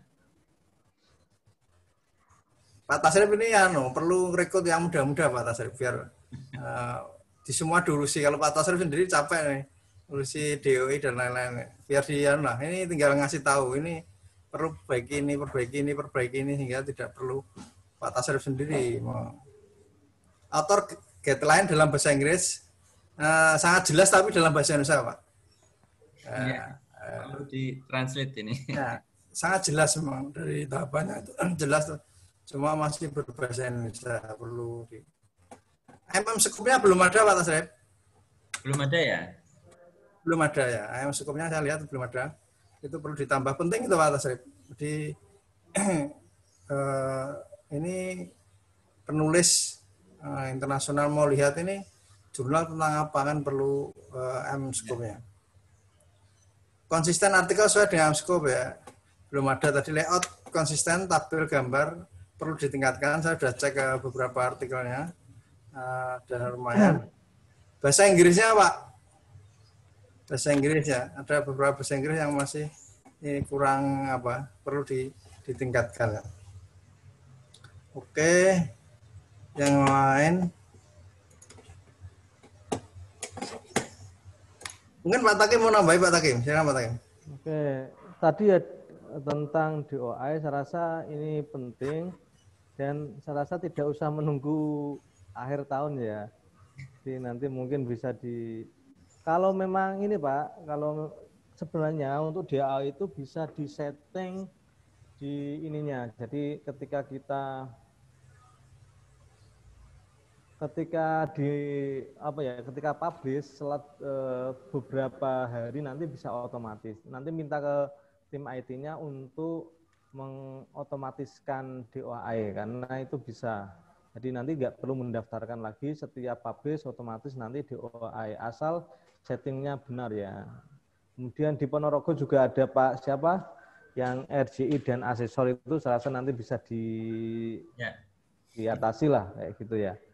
Oke, kemudian ini ya, nanti juga bisa dikomunikasikan yang kemarin kita bahas tentang copyright yang CC BY, NC, dan SA ini ya. Ini mungkin nanti bisa dikomunikasikan atau mungkin ditanyakan ya, mungkin ke teman-teman, apakah memang Scopus itu mempertimbangkan nggak ketika misalnya copyright-nya itu no komersial ya, tidak untuk dikomersialkan, sehingga nanti karena sudah masuk di DOAJ otomatis kalau mau merubah ya harus dikomunikasikan dengan pihak DOAJ. Ini ya Pak, di artikelnya ada yang abstraknya bahasa Arab juga ya? Ada 3 bahasa itu, bahasa Indonesia, 3 bahasa, Inggris. Saya lihat konsisten Pak, pakai semua ya kelihatannya ada. Di artikel-artikelnya ada pakai 3 abstrak itu. Ini di mana ini Pak? Apa ini? Kylie Land Pak? Apa ini Pak? Nama tempatnya ya? Sulawesi itu.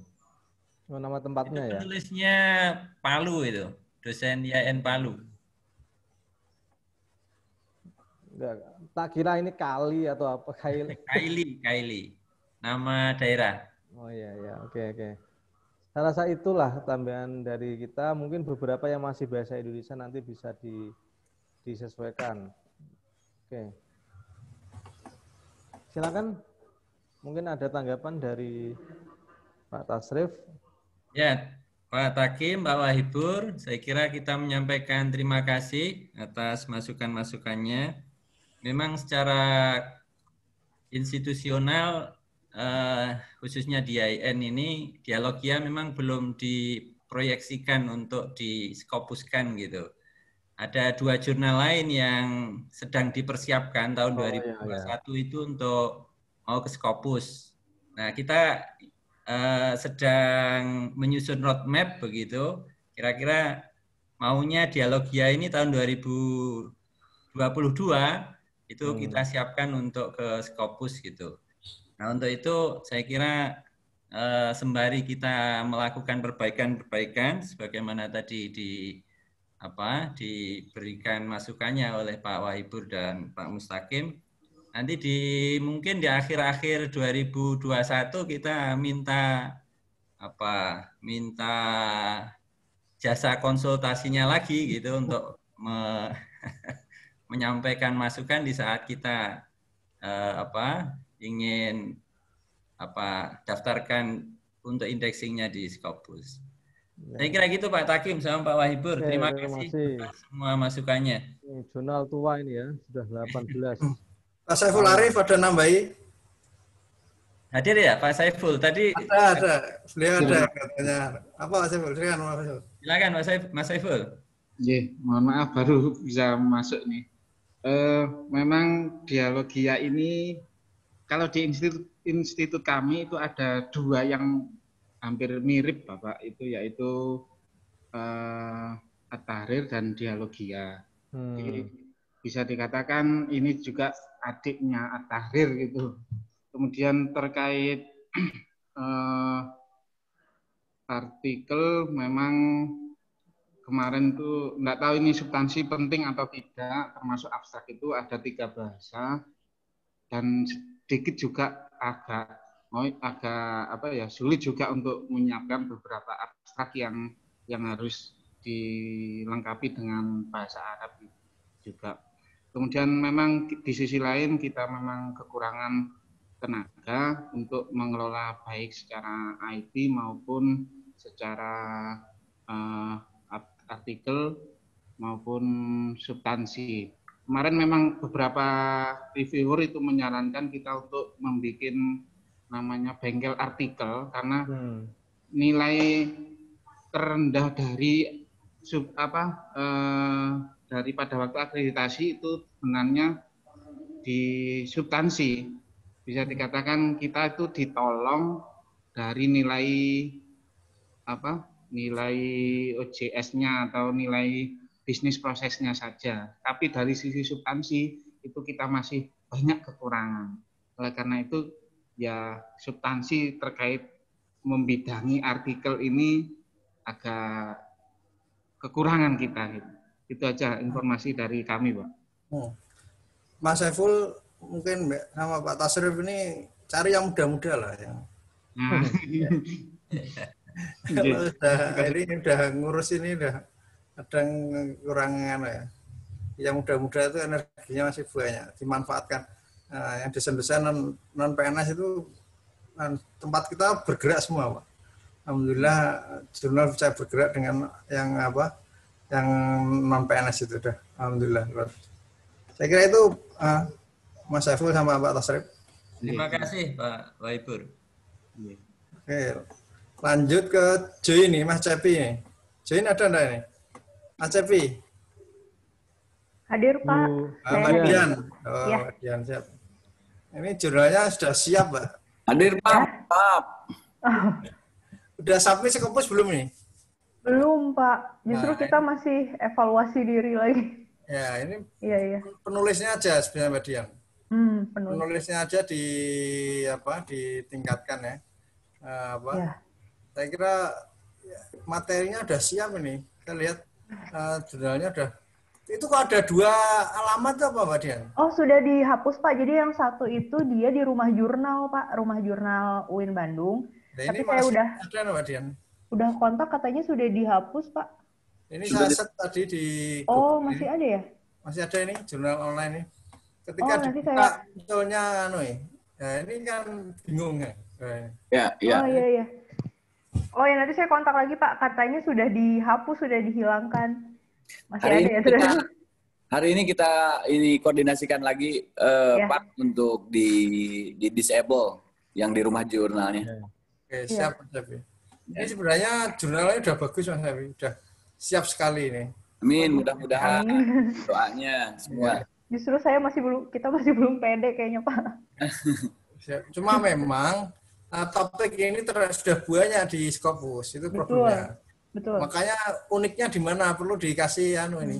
Skopnya kan luas sekali nih. Ya. Masuk semua materi. Jadi perlu uniknya di mana? Nah, itu perlu mungkin perlu masukkan Nah, kemarin ini kalau bisa Pak Mas Epi ini kan sudah banyak, setiap nomor sudah banyak. Ya. Itu nggak apa-apa, nanti ke depannya kan penulis banyak di area ini kan. Jadi kayak lihat di Telkomika. Nah, itu udah banyak artikelnya yang terbitkan banyak. Betul. Sehingga nanti ketika sudah masuk Scopus itu kenaikan jumlah artikelnya kan pelan-pelan ditambah, tidak Jadi kalau ini sekarang ini udah banyak, ini udah ada 15 ya. Iya, yang edisi. Banyak tulisannya masuk, Mbak Dian. Kemarin masih 50-an sih, Pak. Luar biasa. Posisiin reviewnya, ya.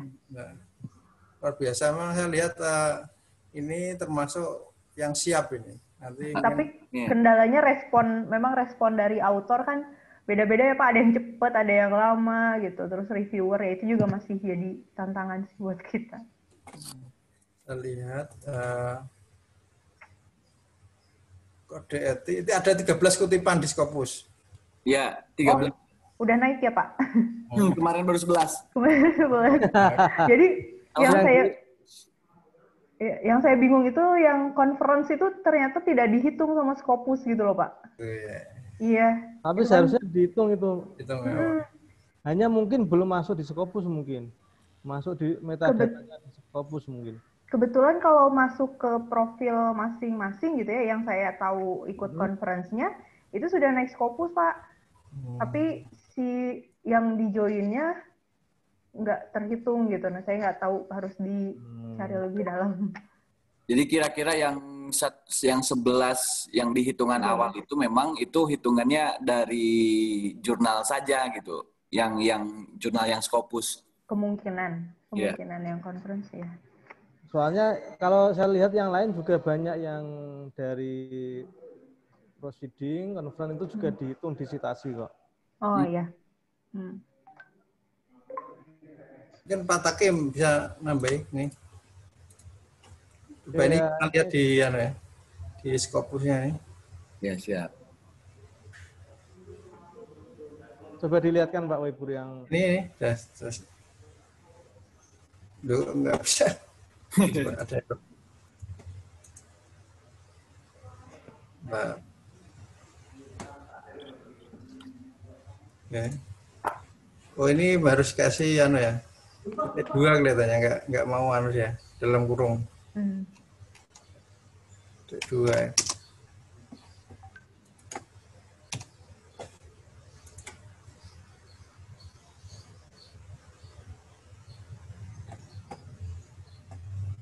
Oh ada 12 ya. 12 ya. Yang satu bukan yang join kalau nggak salah Pak. Kita lihat di scan dari datanya.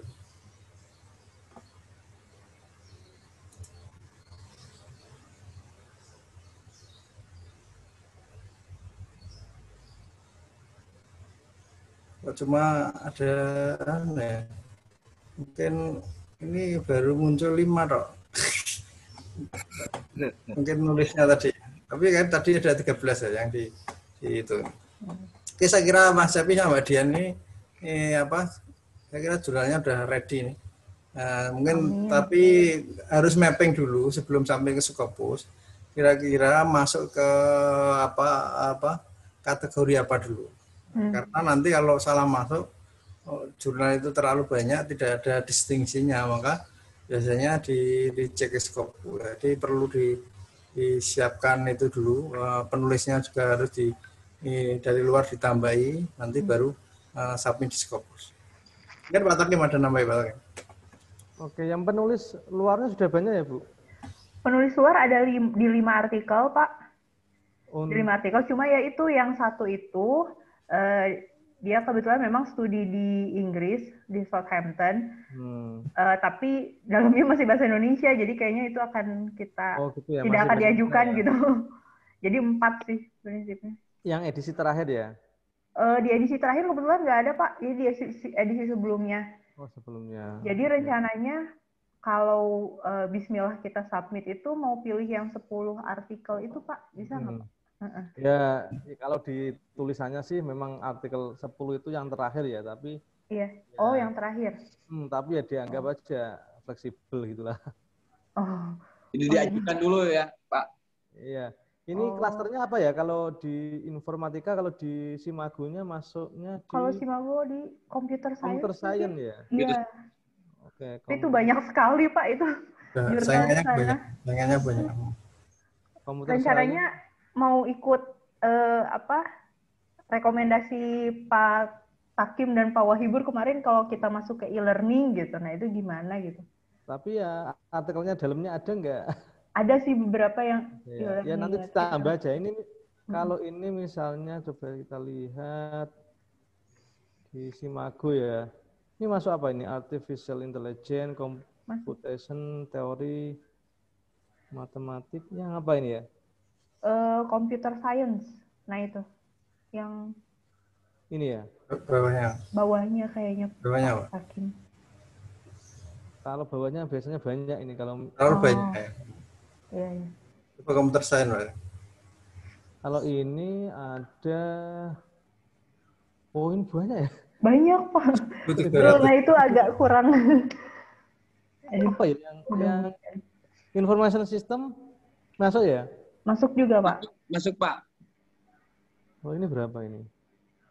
Ini lumayan ini, 600-an ya. Information system ya, Pak ya. Kan namanya kan informatika, benar ya? Informatika, mungkin lebih ini ya, mungkin ya. Kalau computer science yang ini malah lebih banyak kelihatannya.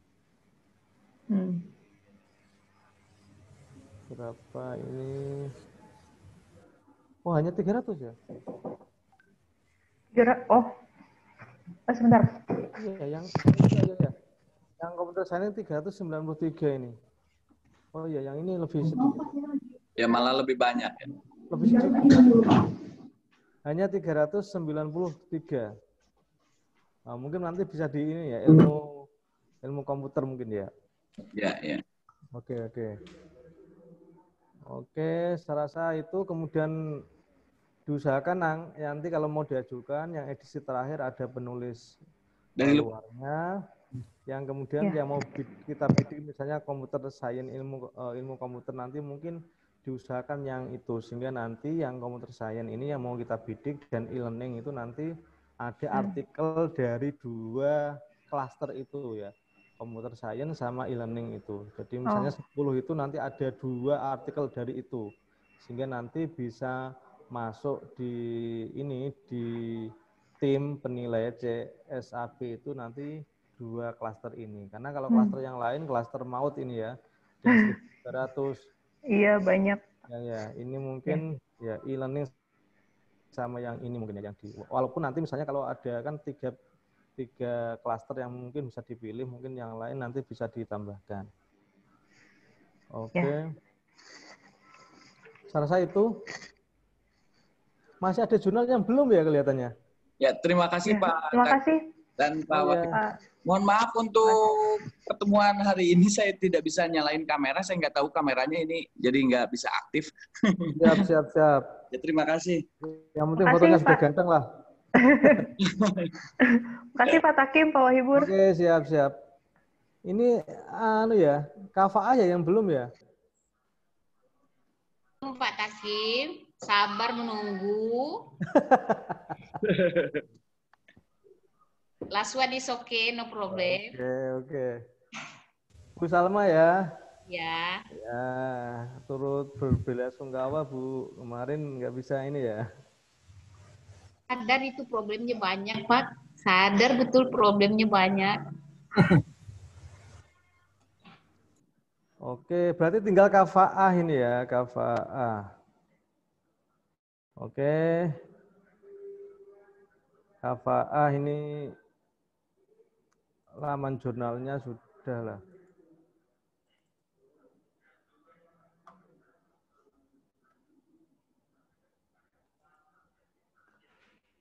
Oke, Bu Salma, siap ya?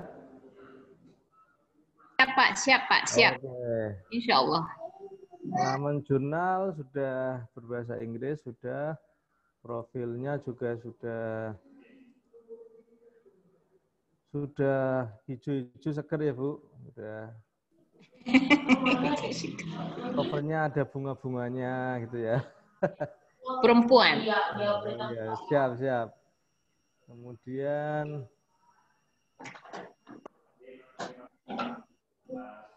tidak ada, oh ya, usia sudah 2 tahun. Ini kita cek 2014 ya. 2014. Kemudian tidak ada nama serupa di Scopus ya, belum ada. Jadi nama yang agak berbahasa Arab kelihatannya masih aman di Scopus sehingga menjadi peluang ya. Kemudian pernyataan review jurnal ini sudah ada, hanya saja belum ada formatnya, misalnya pakai double blind, editorial dan sebagainya. Reviewer sudah banyak, tetapi masih banyak yang dari luar negeri. Yang luar sudah ada beberapa dari Maroko, Malaysia, dan lama ya. Oke, ini ada yang Malaysia, ada yang dari Maroko, ada yang dari Australia. Ini jalan ya, Bu? Itu sudah hasil pembersihan sementara, Pak. Mungkin masih ada yang akan kena apa? Karena kami kan baru masuk seperti informasi kemarin kan. Oh iya iya. Nah, jadi sudah ada yang memang diklarifikasi gitu kepada founding mother-nya. Oke, sama gelarnya nanti di ini ya, gelar profesor, doktor. Oke, insya Allah. Bisa disesuaikan. Iya. Kemudian terbit tepat waktu, saya rasa oke. Kemudian belum disebutkan bulan terbit, bulannya apa, tapi tidak masalah, yang penting ada. Rasanya sudah Pak, per Juni Desember. Ya? Udah. Oh, berarti per Juni Desember, iya. Sudah di lama itu ya Bu, atau baru? Baru kayaknya deh. Iya, ini saya nulisnya kan 3 hari atau 4 hari yang lalu ya, jadi mungkin pada waktu itu belum ada. Oke, pernyataan kode etik sudah ada, ISSN oke. Editor ini ya Bu, kemarin masih dari dalam, mungkin ini sudah berubah mungkin. Ada yang sudah, ada yang belum kayaknya. Oke, kelihatannya belum, ini masih dari Indonesia semua. Mungkin masih bias gender. Masih bias gender. Nanti bisa dikondisikan. Oke. Oke, penulis. Nah, ini yang jadi masalah ya. Penulisnya masih dari dalam semua. Setidaknya kita lihat 2 edisi terakhir ini dari dalam semua. Pernah dikutip di Scopus, ini baru 4. Alhamdulillah. Alhamdulillah, oke. Diversitas keahlian, saya rasa sudah beberapa sesuai dengan tema, karena kita lihat di akun Google Scholar yang dicantumkan, walaupun ini beberapa masih belum mencantumkan akun Google Scholar-nya ya. Misalnya, nah ini Tuti Widyastuti nggak bisa diklik, jadi saya tidak tahu apakah dia punya keahlian, punya rekaman dokumen tentang gender. Jadi nanti silakan di-linkkan. Kemudian, nah ini Diana Mutia, ini beberapa editor belum nge-link ke akun, mungkin bisa baik. Atau Google Scholar, sehingga diketahui keahliannya. Oke. DOI sudah aktif, kontak ada, anti plagiasi sudah ada, author guideline sudah, MN Scoop oke, artikel dengan MN Scoop edisi terakhir saya rasa karena ini kajian gender.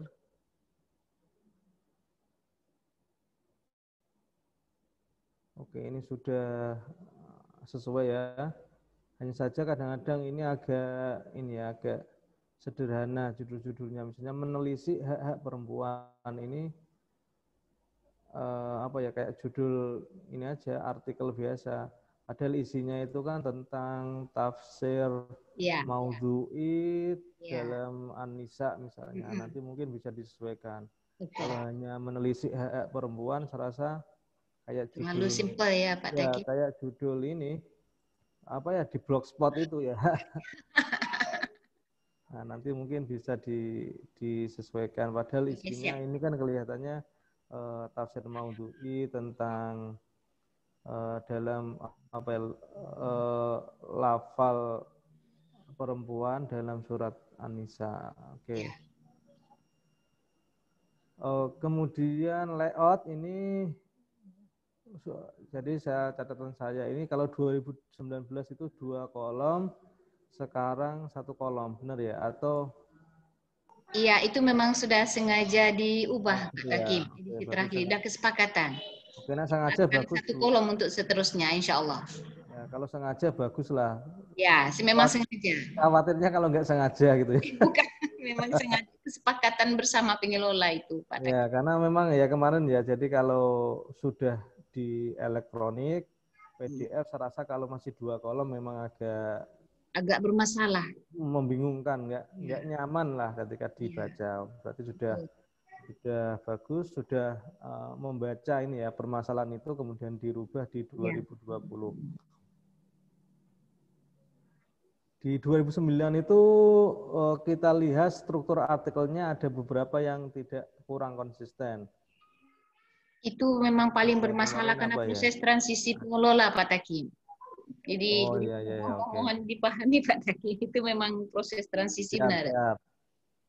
Ya, tapi kita lihat yang 2020 itu sudah cukup tertata ya, konsisten, setidaknya strukturnya mulai dari pendahuluan dan seterusnya ini sudah lebih konsisten daripada yang 2019 karena banyak yang ini ya.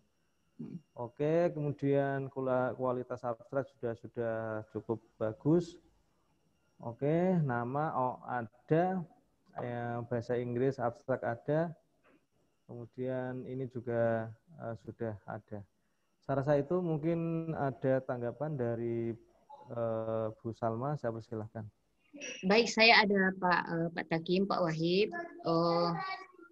Yang pertama yang saya sampaikan, saya bersama Pak Doni itu merasa sangat bersyukur sekali ikut Surkos ini, memang sangat luar biasa kontribusi positifnya untuk KFA. Karena memang saya baru hitungan hari itu menjadi editor in chief dan melihat problemnya begitu sangat banyak. Kemudian kami akan bersiap-siap untuk reakreditasi tahun depan insya Allah. Kemudian segala ilmu yang telah diperoleh itu insya Allah akan kami terapkan semaksimal mungkin.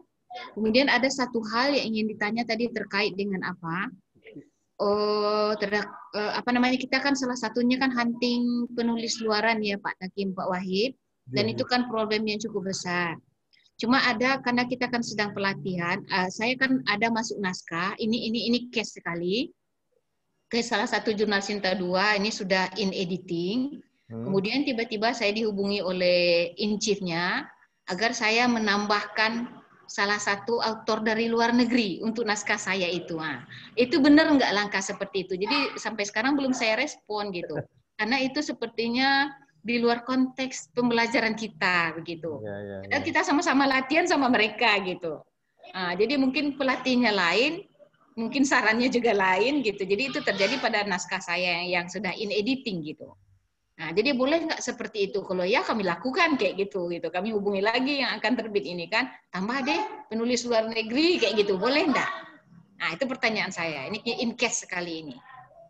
Gitu Pak Takim. Ya. Tadi kan sebenarnya sudah kita sampaikan ya ketika awal tadi bahwa jadi yang namanya kolaborasi itu adalah seberapa kontribusi orang yang ikut dalam penulis pendamping. Ya, kalau misalnya yang orang luar negeri yang mau kolaborasi itu mau dirubah artikelnya, kemudian mereka punya kontribusi ya tidak masalah. Tetapi kalau misalnya hanya sekedar pasang nama, saya rasa ya secara etika tidak baik, gitu ya. Karena bagaimanapun penulis pendamping itu bisa masuk ketika memiliki kontribusi. Bahkan di beberapa ini ya, di catatannya Ristek Dikti dulu itu ya. Jadi kadang-kadang perlu skor. Orang-orang yang terlibat itu di scoring yang sekiranya nanti skor itu misalnya 30% atau berapa persen memiliki kontribusi baru bisa masuk di penulis pendamping. Nah itu, tetapi ya kalau misalnya artikelnya itu kemudian dirubah total, mungkin kemudian kolaborasi, ya bisa jadi. Yang penting kalau menurut saya adalah tingkat kontribusi masing-masing penulis dalam artikel tersebut. Nah itu ya, karena yang itu yang bisa menjawab nanti karena etika itu ya penulis sendiri. Oke, saran saya sih seperti itu. Baik Pak Takim, baik. Siap.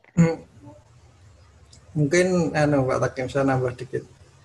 Saya kira Bu, kalau pernah jurnal itu memaksakan penulis dari luar, sementara ada yang menyantumkan nama, saya kira secara etika melanggar etika karena dia tidak kontribusi, kecuali begini Bu, dia mungkin melakukan menambah tadi yang ketika Mbak Takim menambah atau memberikan kontribusi pada artikel kita. Jadi seperti itu, saya kira seperti itu. Yang kedua, terkait dengan Bu, ini ada kenaikan katanya Bu. Misalnya ada kenaikan yang mana itu? Di Scopus. Sebentar ini saya cek bisa di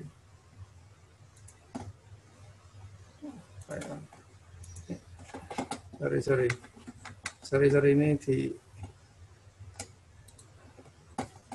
Scopus ini ada 5 Bu sekarang Bu katanya Bu. Ada tambahan. Nah, ini ada 5 sekarang, ada 5 data. Alhamdulillah.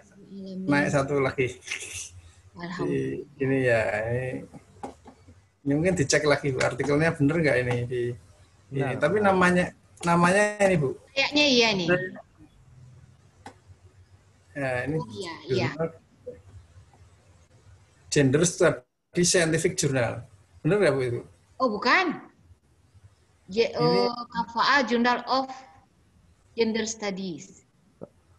Nah, ini coba nanti dicek Bu, artikelnya bener ada di situ. Kadang orang salah nulis referensinya aja. Mungkin bener ini kan.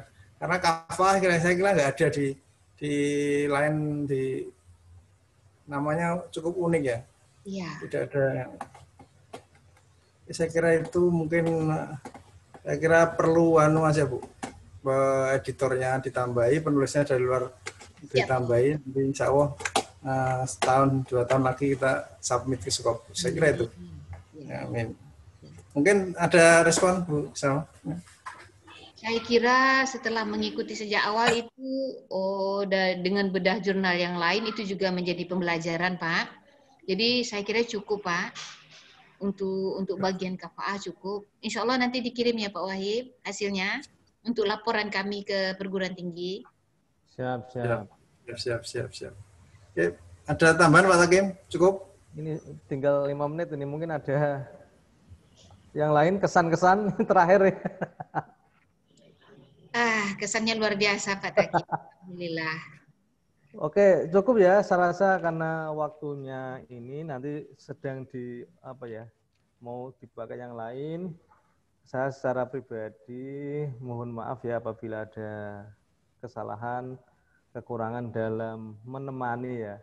Karena mungkin di antara 5 narasumber yang lain kita yang paling muda, yang pengalamannya sangat-sangat terbatas, sehingga mungkin ada banyak kekurangan dalam penyampaian, tetapi kita sudah berusaha untuk untuk serius lah, untuk kadang-kadang kita harus sehari sebelumnya harus menyiapkan, harus buka-buka itu ya, untuk bedah jurnal, untuk menyiapkan materi ya. Kita semua sudah, saya sebagai bagian dari yang menemani sudah berusaha untuk memberikan yang terbaik lah.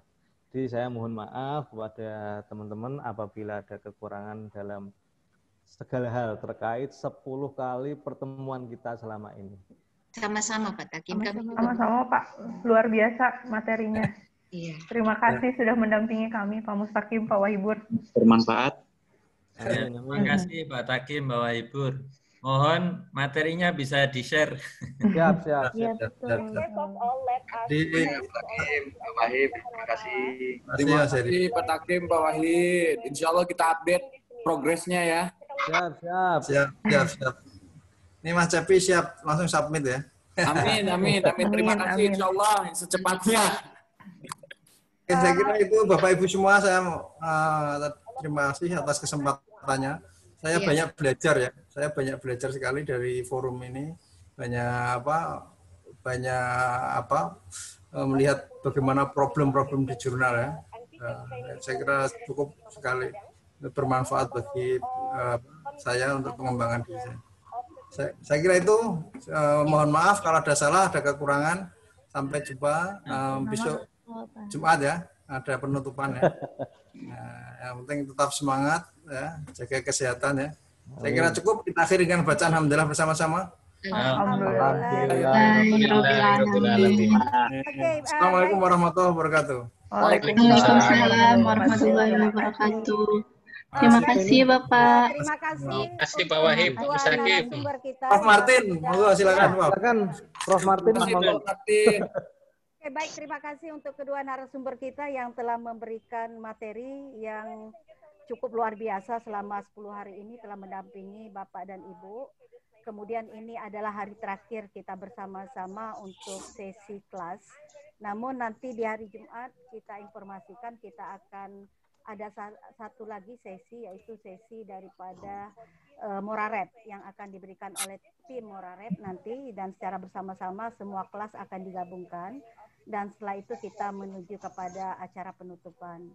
Dan kami sebagai yang ditunjuk sebagai panitia dalam pelaksanaan kegiatan ini juga sangat mengucapkan terima kasih ini kepada kedua narasumber ya, karena tiada hentinya ini demi untuk kemajuan daripada publikasi yang ada di PTKI.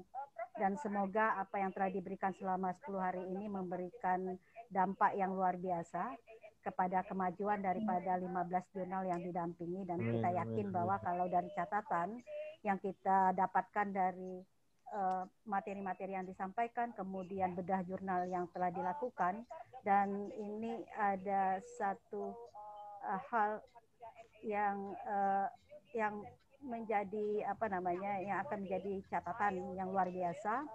Dan insya Allah nanti di akhir kegiatan ini tentu ini kita masih juga menginginkan adanya hubungan simbiosis mutualisme di antara kita, ada networking, dan tentunya Pak Wahibur dan Pak Mustaqim juga tiada hentinya juga memberikan semacam pendampingan walaupun itu tidak berada dalam koridor kegiatan kita. Dan kita sebagai panitia pelaksana juga menyampaikan permohonan maaf jika ada hal yang kurang berkenan selama pelaksanaan kegiatan ini. Dan kita tutup rangkaian kegiatan pertemuan kelas dengan membaca hamdalah. Alhamdulillahirrahmanirrahim. Waalaikumsalam warahmatullahi wabarakatuh.